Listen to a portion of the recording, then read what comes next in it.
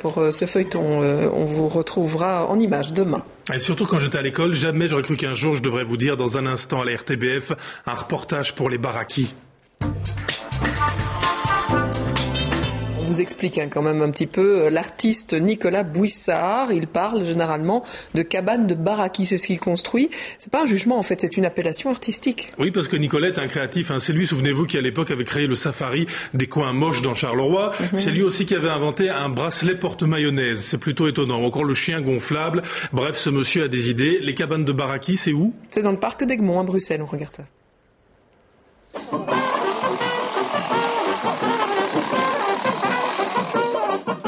Les cabanes de Nicolas sont faites de briques et de broc, comme toutes les cabanes de Baraki, me direz-vous. Ce qui en fait des constructions originales, c'est qu'elles ne servent a priori à rien et elles sont conçues avec un certain regard artistique. Alors comment est-ce que vous choisissez vos matériaux comme ça ? Je glane ça un peu partout, quoi. C'est d'après les couleurs et tout ça en fait, parce que finalement il y a quand même quelque chose. Je choisis pas juste les trucs parce que c'est simplement crapuleux, quoi. Tu sais, quand tu regardes certaines peintures d'art contemporain, finalement, c'est pas loin de ça, quoi.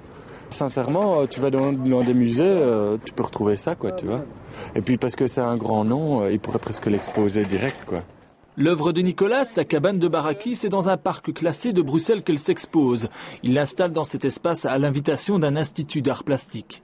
L'endroit quelque peu bourgeois contraste avec la future cabane. Néanmoins, elle ressemble volontairement à un bâtiment voisin. En fait, là, on est juste au pied de l'Hilton. Moi, c'est une tour, finalement, que je vais construire, donc un truc un peu phallique, quoi. Et le gland sera lumineux, quoi, pour dire « je suis là ». Puisque c'est le principe, finalement, des tours, quoi. C'est peut-être pour dire c'est des gens qui ont des problèmes de reconnaissance ou quoi, je sais pas, ils veulent se faire remarquer ou quoi. Enfin, moi, c'est un peu le but aussi, quoi. Choquer, susciter des réactions sont des objectifs de Nicolas. Tu n'as pas peur des critiques négatives ? Non. Mais j'ai déjà des critiques positives, donc les négatifs sont bienvenus, quoi. Moi, j'aime bien. Le principal en art, c'est qu'on parle. C'est original. Moi, je pensais que c'était une cabane pour les enfants au départ, mais a priori, non. Je sais pas, c'est fini, il y aura de la peinture ou... Cette terre des tôles blanches, un peu grisonnantes, c'est pas beau. C'est juste là. Et on ne sait pas dire si ça a été construit ou saccagé. L'ambiguïté rend la chose belle et intéressante.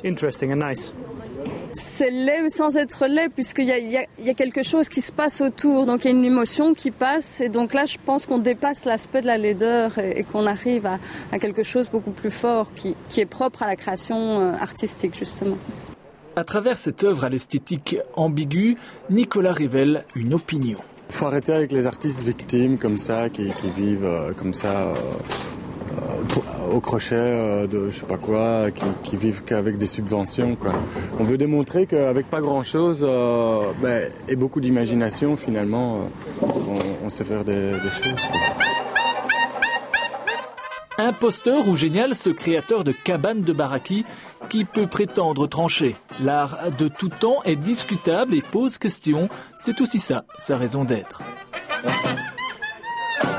Bon alors, deux précisions. Baraki, c'est un belgicisme à ne pas utiliser avec des Français. Et la deuxième précision, c'est que les cabanes de Baraki, Véronique, sont éphémères. Oui, tout à fait. Celle que vous venez de voir a été fabriquée pour la nuit blanche de Bruxelles le 3 octobre dernier. Elle n'a pas tenu le coup, évidemment, jusque maintenant.